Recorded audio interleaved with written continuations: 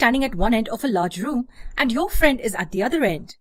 You whisper something, barely audible to the person standing next to you. But your friend can clearly hear what you said. How amazing this would be, right? Is this possible? What do you think? Well, this magical thing is possible if the ceiling of the room is spherically shaped like an ellipse. This shape, which looks like a stretched circle, is what makes the whispering magic possible.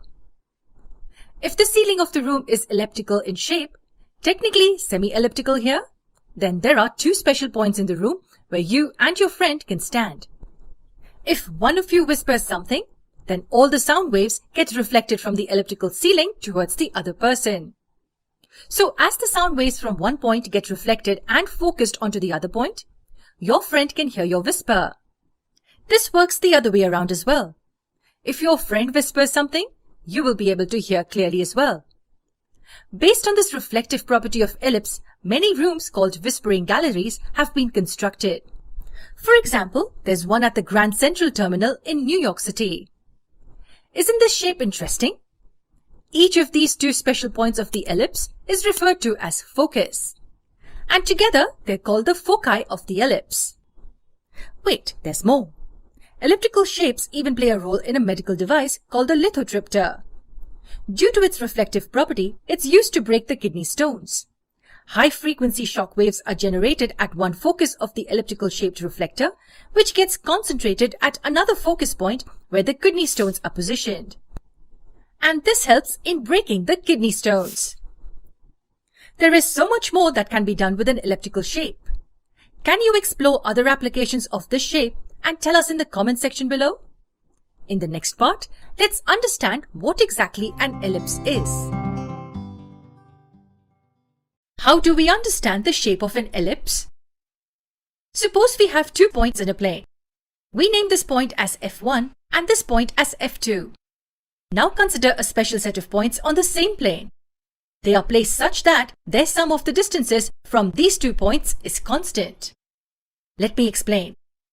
Suppose we take a point here. Let's name it A. Now let's say the sum of its distances from point F1 and point F2 is some number alpha. Now consider all such points whose sum of the distance from these 2 points is exactly equal to alpha. Are there any such points? Yes, there are many more.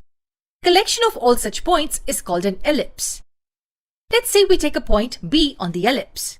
Then the sum of its distances from the points F1 and F2 will be alpha.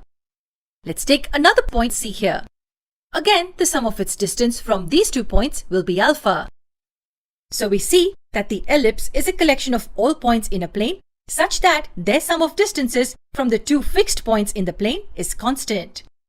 Each fixed point F1 and F2 is called the focus of the ellipse.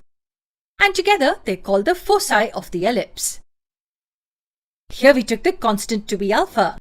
But we can take it any number for the constant sum of distances, with the only condition being that it should be greater than the distance between the foci of the ellipse. Now suppose we want the constant sum of distances to be beta. Let's say beta is greater than alpha. Then the set of points corresponding to this constant beta will be this ellipse.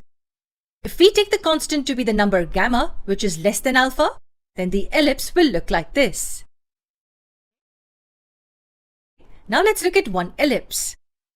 An interesting thing happens when the 2 foci of the ellipse coincide. Can you guess?